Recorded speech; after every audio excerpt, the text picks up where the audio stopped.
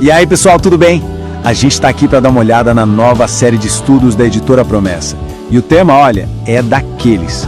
Num mundo que parece que está de cabeça para baixo, a pergunta que não quer calar é: como é que a gente mantém a família de pé firme? Pois é sobre isso que a gente vai conversar hoje. Um tema super atual, mas que na verdade é eterno. Bora lá?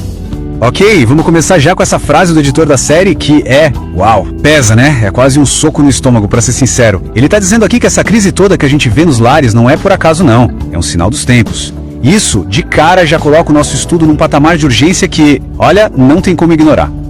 E essa citação do editor, ela nos joga direto para a pergunta central que essa nova série de lições bíblicas busca responder.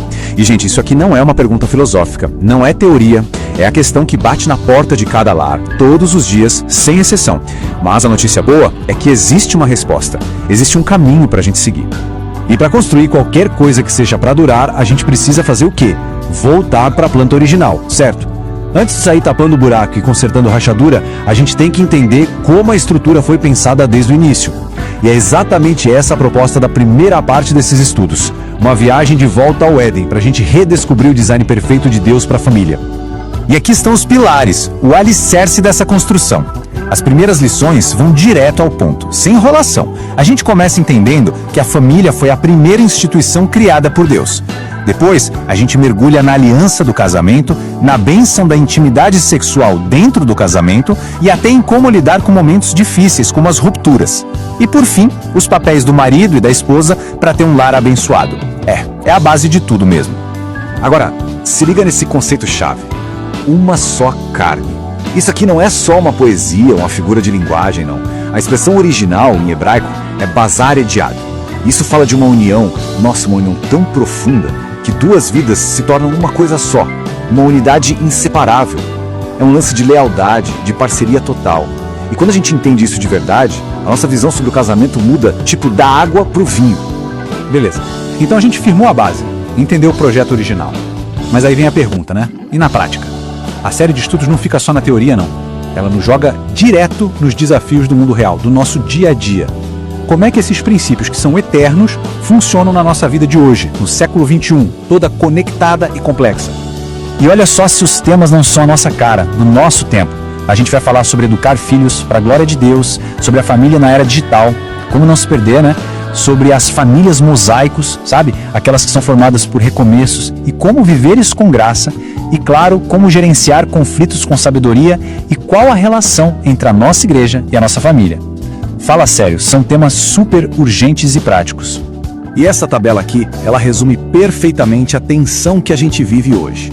Pensa bem, de um lado, a visão bíblica, que fala de presença, de comunhão, de equilíbrio, de verdade eterna. Do outro, a cultura digital, que muitas vezes nos empurra para o individualismo, para a distração constante, para o cada um com a sua verdade. É um cabo de guerra.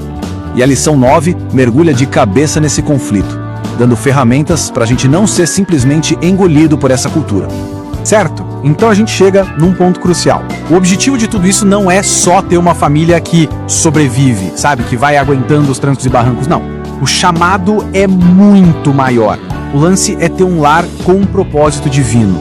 Um lar que não só sobrevive, mas que brilha no meio da escuridão. Primeiro, que o nosso lar seja um centro de vida devocional. O primeiro lugar onde a gente se encontra com Deus, onde orar e ler a Bíblia não é um evento, mas é o que dá o ritmo do dia a dia. Depois, que seja também uma escola para a gente aprender a gerenciar conflitos com graça. É em casa, no dia a dia, que a gente aprende a perdoar de verdade, a ter paciência, a viver o evangelho na prática. E uma família que vive assim, naturalmente, vira o quê? Um farol. Um ponto de luz no meio do escuro, um sinal de esperança que mostra para as outras pessoas que, sim, existe um jeito diferente e muito melhor de viver.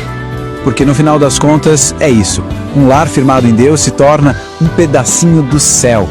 Exatamente como diz o título da última lição.